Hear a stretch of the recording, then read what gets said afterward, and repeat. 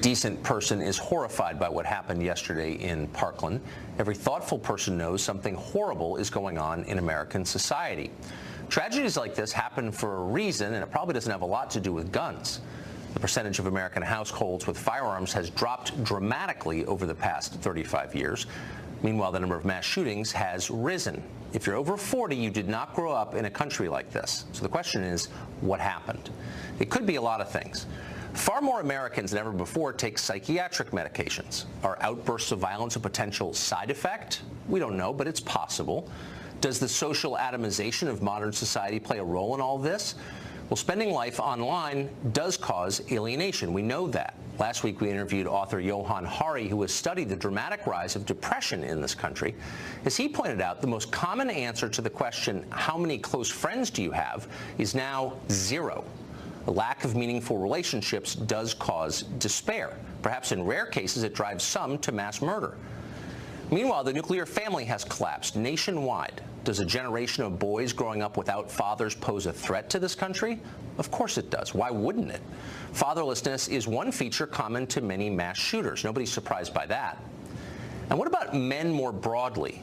As a group, men are not thriving in this country right now. Ignore the propaganda, and there's a lot of it, and instead look at the numbers.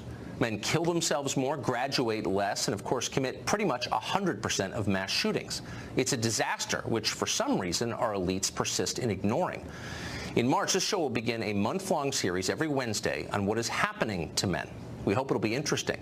But why haven't we been talking about this for years? Now, we're not saying any of these factors caused the massacre we saw yesterday. We don't know that. We are saying we ought to do our honest best as a nation to figure out what exactly is going on here.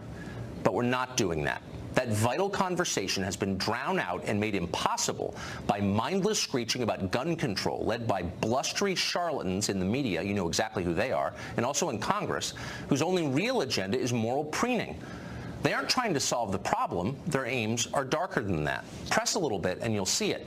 Sensible gun reforms, you hear that phrase a lot. You heard it all day today on cable news. What exactly does that mean, sensible gun reforms? Banning bump stocks? No. A piece on Vox.com today calls for a landmark gun control bill like the one Australia passed 22 years ago in 1996. That's the law that liberals are always telling you about. But the Australian law wasn't gun control, and it wasn't a voluntary buyback, no matter what they tell you. It was gun confiscation, a wholesale mandatory disarmament of the entire civilian population. Imagine what would happen if you tried that here in this country. America is not Australia for a bunch of reasons, including our history and our Bill of Rights. Imagine federal officials marching from house to house, seizing hundreds of millions of firearms from law-abiding citizens, and then fining and imprisoning those who resist. Vox approvingly calls this leadership. In fact, it's a recipe for bloodshed and civil war. It's nuts. Yet it is a common fantasy on the left. Dan Pfeiffer was a senior advisor to Barack Obama. Now he's a contributor at CNN, of course.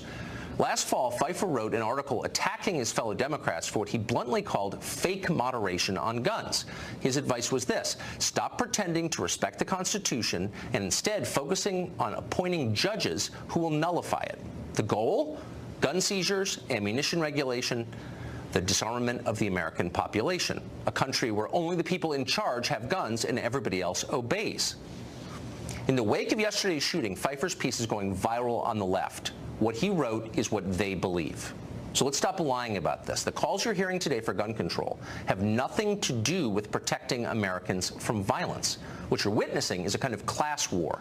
The left hates rural America, red America, gun-owning America, the America that elected Donald Trump. They hate them. Progressives are still in charge of most of the major institutions in this country, and they despise the autonomy of an armed population. They want collective punishment for the sins of a few. They seek to obliterate a core constitutional right rather than trying to mitigate its downsides. They call it gun control, but it's not. It's people control. For the left, voters who can't be controlled can't be trusted.